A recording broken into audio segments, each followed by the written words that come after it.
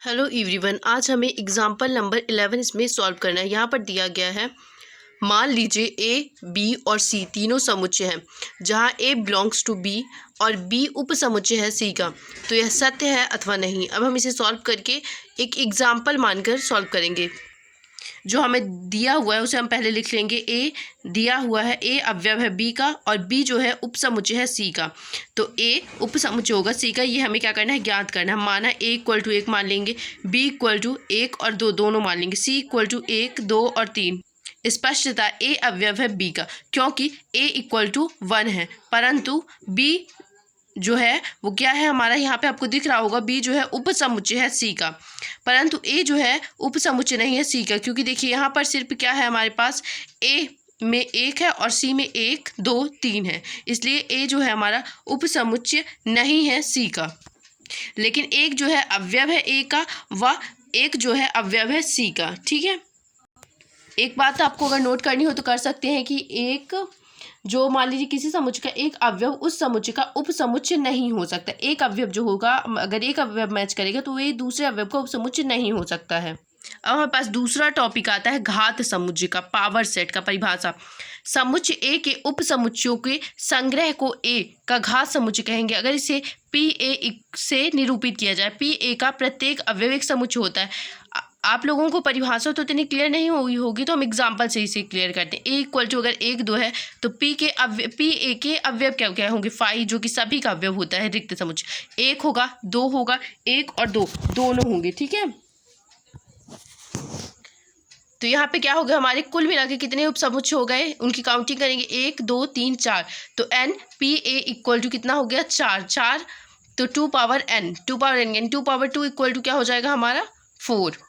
ए एक ऐसा समुच्चय है जो कि एन इक्वल टू एम, तो हम सिद्ध किया जा सकता है कि N P A equal to 2 power M. अब हमें सार्वत्रिक समुच्चय की एक बार डिफिनीशन देख लेना है। इसे यू से प्रदर्शित करते हैं। यह आधारभूत समुच्चय सार्वत्रिक समुच्चय कहलाता है। ठीक है, इसे हम यू से परिभाषित करते हैं, जो हमारा सार्वत्रिक समुच्चय होता है। अब हम देखेंगे प्रश्नावली 1.3। यहाँ पर सिर्फ आपको बताना है कि ये समुच्चय है, ये एक समुच्चय दूसरे समुच्चय का उपसमुच्चय है या नहीं। ये मैंने आपको बहुत अच्छे से समझा दिया है, इसलिए आपको आई होप ये सब क्लियर होगा। तो यहाँ पे अगर दिया हुआ 2, 3, 4 उपसमुच्चय है 1, 2, 3, 4, 5 के, तो क्या होंगे, ये उपसमुच्चय होगी। क्योंकि इसको हम ए मान लेते हैं, ए के सभी अवयव बी में है, क्योंकि 2, 3, 4 इसमें भी है, 2, 3, 4, इसलिए क्या हो गया, ये इसका उपसमुच्चय हो गया। अब हम सेकेंड ऐसे ही देख लेते हैं। इसमें दिया हुआ ए, बी और सी, और इसमें दिया गया है बी, सी और डी। इसके क्या है, ए बी सी, यानी ए के अवयव बी में नहीं है, इसलिए क्या हो जाएगी, ये उपसमुच्चय नहीं है। अब यहाँ मान लीजिए एक्स आपके विद्यालय की कक्षा 11 का एक विद्यार्थी है।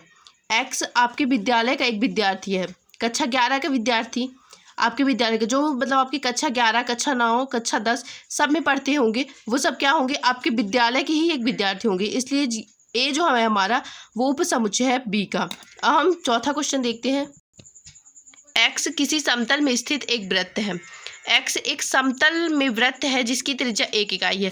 जरूरी तो नहीं है कि हर समतल में जो वृत्त स्थित हो उसकी जो त्रिज्या हो 1 इकाई ही हो, 2 इकाई हो सकती है, 3 इकाई हो सकती है, 4 इकाई हो सकती है। इसलिए क्या है, ये एक दूसरे के उपसमुच्चय नहीं है। क्वेश्चन नंबर 5, किसी समतल पर स्थित एक त्रिभुज, किसी समतल पर स्थित एक त्रिभुज है, किसी समतल में स्थित एक आयत है। आयत और त्रिभुज बिल्कुल भी बराबर नहीं होते, इसलिए क्या हो गया, ये एक दूसरे का उपसमुच्चय नहीं है। किसी समतल में स्थित एक समद्विबाहु त्रिभुज है, जहाँ पर किसी समतल में स्थित एक त्रिभुज है, समद्विबाहु त्रिभुज और त्रिभुज, त्रिभुज जो होता है वो समद्विबाहु भी हो सकता है, इसलिए क्या हो गया, ये ए जो है बी का समुच्चय है। अब हम आते हैं 7वें नंबर में। यहाँ दिया गया है एक समप्राकृत संख्या। समप्राकृत संख्या क्या होती है, 2, 4, 6, 8 एक पूर्णांक है, तो जितनी भी पूर्णांक होंगे सब प्राकृत संख्या में आएंगे, इसलिए क्या हो जाएगा, ये सत्य हो जाएगा। अब हमारा दूसरा क्वेश्चन जो है वो सत्य और असत्य है, तो आप इसे भी एक बार क्लियर कर लीजिए। ए बी, और इसमें ए बी उपसमुच्चय है, इसमें लिखा हुआ है ए बी उपसमुच्चय नहीं है बी सी ए का, जबकि ए बी जो है इसका उपसमुच्चय, इसलिए ये कथन हो जाएगा हमारा असत्य। ए ई अंग्रेजी वर्णमाला का एक स्वर है, तो ये सत्य है, क्योंकि अंग्रेजी वर्णमाला के जो स्वर होते हैं वो कौन कौन से होते हैं, ए ई आई ओ यू, इसलिए सत्य हो गया। 1, 2, 3 1 3 5 इसके एक ही सभी अवयव बी में नहीं है, इसलिए क्या हो गया, असत्य हो गया। ए समुच्चय है ए बी सी का, अगर एक अवयव दूसरे अवयव से मिलता है तो क्या हो जाता है, वो उसका उपसमुच्चय हो जाता है, यानी कि ए जो है हमारा बी का उपसमुच्चय हो जाएगा, इसलिए कथन क्या है हमारा, सत्य है। हम आते हैं ए अवयव है ए बी सी का, ये अवयव नहीं होगा, समुच्चय होगा, उपसमुच्चय, इसलिए क्या हो गया हमारा, असत्य हो गया। छठवां देखते हैं, एक्स संख्या 6 से कम एक प्राकृत संख्या है। एक्स जो है हमारा 6 से कम एक प्राकृत संख्या है, और बी दिया हुआ है एक्स एक प्राकृत संख्या है जो संख्या 36 से विभाजित होती है, इसका समुच्चय हो जाएगा, क्योंकि 6 से क्या होती है, 6 से कम प्राकृत संख्या यानी कि 6 तक हम ले सकते हैं, और 36 जो है 6 से विभाजित हो जाता है, इसलिए कथन क्या हो जाएगा हमारे लिए, सत्य हो जाएगा। अब हम क्वेश्चन नंबर 3 देखते हैं। मान लीजिए ए 1 2 3 4 5 निम्नलिखित में कौन सा कथन सत्य है या नहीं। ठीक है, ये दिया हुआ है, एक ही अवयव आपको दिए हुए हैं, यहाँ पर बहुत सारे क्वेश्चन है तो इसलिए आप जल्दी जल्दी इनको देख लीजिए। 3 और 4 समुच्चय है ए का, लेकिन नहीं है, समुच्चय नहीं है, क्योंकि यहाँ पे डबल कोष्टक लगे हुए, इसलिए क्या हो जाएगा, ये अवयव हो जाएगा। तो ये क्या हो गया, गलत हो गया, क्योंकि 3 और 4 जो है अवयव है, एक समुच्चय नहीं है। 3 और 4 अवयव है एक, सही। 3 और 4 अगर डबल कोष्टक लगा है, क्योंकि इसमें देखिए आप ऊपर वाले में डबल कोष्टक लगा हुआ है, यहाँ भी एक कोष्टक लगा हुआ है और यहाँ भी, तो अब ये समुच्चय हो जाएगा, हाँ ये समुच्चय हो जाएगा, ये कथन हमारा बिल्कुल सही है। फिर हमारा दिया गया है एक जो है अवयव है ए का, तो ये बिल्कुल सही है।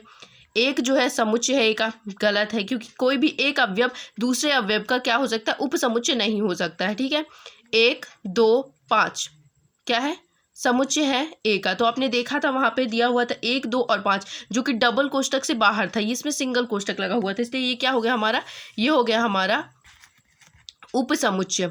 अब हम आते हैं 7वें की तरफ, 1 2 5 अवयव है का, अवयव नहीं है, ये उपसमुच्चय, ये देखिए अवयव नहीं है, ये एक दूसरे के उपसमुच्चय है। 8वें में 1 2 3 अवयव है एक ही, उपसमुच्चय एक है, तो गलत है, क्योंकि जो 3 है हमारा वो क्या है, अवयव है ए का, इसलिए क्या हो गया हमारा, ये गलत हो गया।